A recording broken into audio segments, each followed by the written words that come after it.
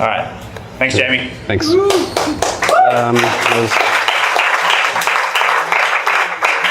Hello. Can you guys at the back hear okay? Yes, lucky you. I recently learned that you can use GIFs as backgrounds in presentations. So if you're worried about this being hard to read, it's going to get a lot worse before it gets better. I'm Jamie. I'm a developer on Gyro. I'm really sick of people mispronouncing our name. I've been here for like a year. I was a grad last year, so if you want to talk about the grad program, hit me up in the break. It's just like a real generic language talk. Like, it's nothing to do with JavaScript, except that I think it's nothing to do with Atlassian, except I think it's interesting.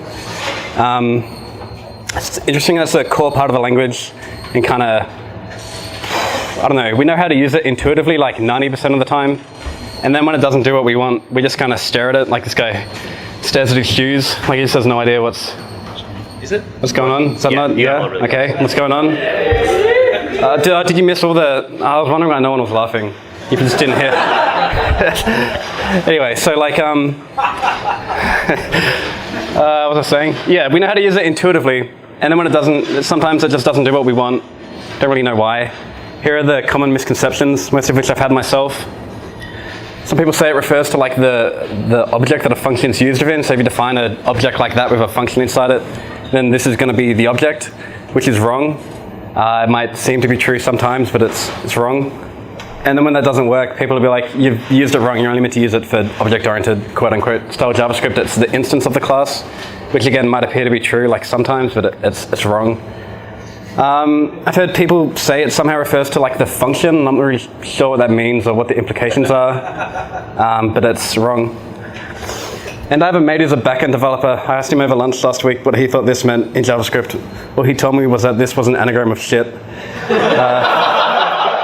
Which is technically correct. This is the only one that's actually right. I understand why you might feel this way, but it's a shame. You really shouldn't. It's actually quite simple. So this is everything you need to know about this. It's a binding made at runtime, so no one can look at that piece of code and tell you what this equals because it doesn't exist yet. It doesn't have a value. You need to know how the function's invoked, and then it's 4 simple rules to figure out what this is. For some definition of 4, it depends how you count, and also when you start counting in JavaScript. Anyway, this is what the rules are. If you invoke just a bare function like this, this will take what's called the default binding, which hopefully means undefined. Stronger than that is implicit binding, when you invoke a function as a property in an object, which is what we're probably most familiar with. Stronger than implicit binding is explicit binding, when you invoke a function with call or apply. And then the value of this is the first argument of the function. And then stronger than all of them is new binding, when you use a constructor, call a function as a constructor. It's a new object you're created. And that's it. That's pretty much like print it out, put a copy on your desk. We're pretty much done. And here's like the 20 edge cases we also need to understand. This in the default binding depends on strict mode. If you are in strict mode, it's undefined. Otherwise, it's window or the global object. And it doesn't matter if you call the function from strict mode. It matters where you're in strict mode when you reference this, which you can't always control. So keep that in mind if you're using like older libraries. Implicit binding might not work like you'd expect if you're in a chain of objects. So you have like this object here, bar. It has a property which is itself another object through. That object through has a function.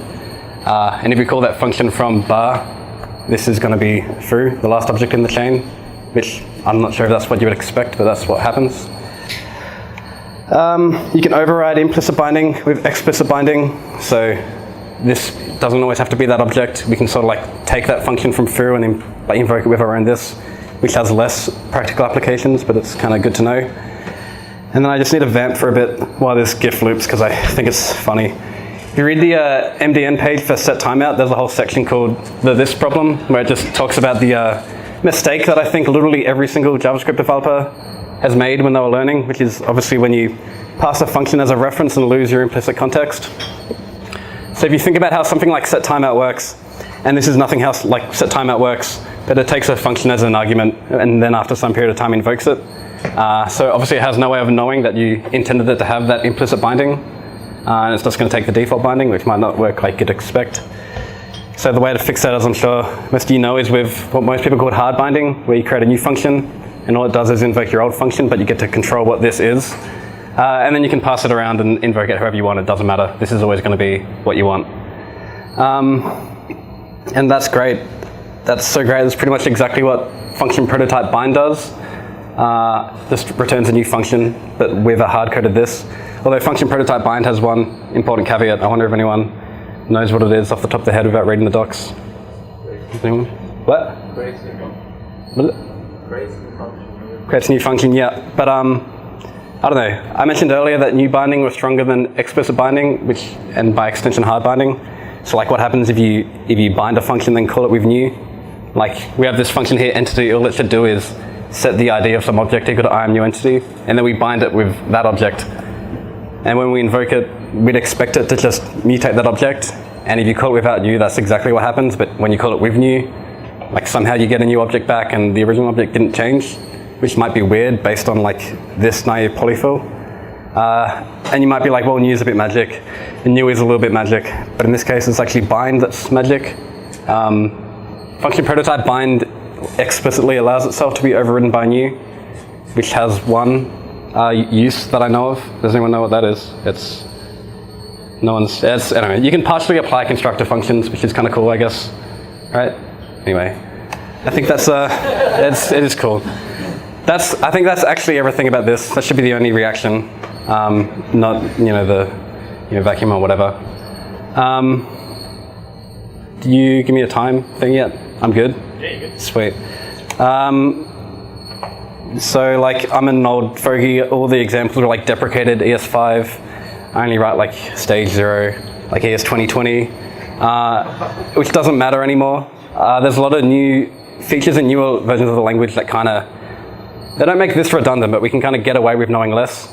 So like we have arrow functions, so we don't really need to understand this to use callbacks in like map and for each, which is nice. And like soon we'll have property initializers, so it's real easy to create like methods on the class that are always bound to the instance of that class, so set timeout, not a problem anymore. And we have like spread and destructuring, and like that doesn't have anything to do with this. In fact, it doesn't have anything to do with this, but it's one less array prototype hack we need to know about, which sort of relies on explicit binding. So like, do you still need to know it? Of course you do. Like we can't run forever. Arrow functions have their own weirdness that like I thought we understood, and then we'll play around with Tim the other day, we didn't understand it. So yeah, you can't escape, you need to understand it. And more importantly, you shouldn't stick to like the parts of the language that are like, familiar or look like Java. Like learn all the weird stuff and then explore like all the language. Like it's way more fun. That's it, thanks, that's everything.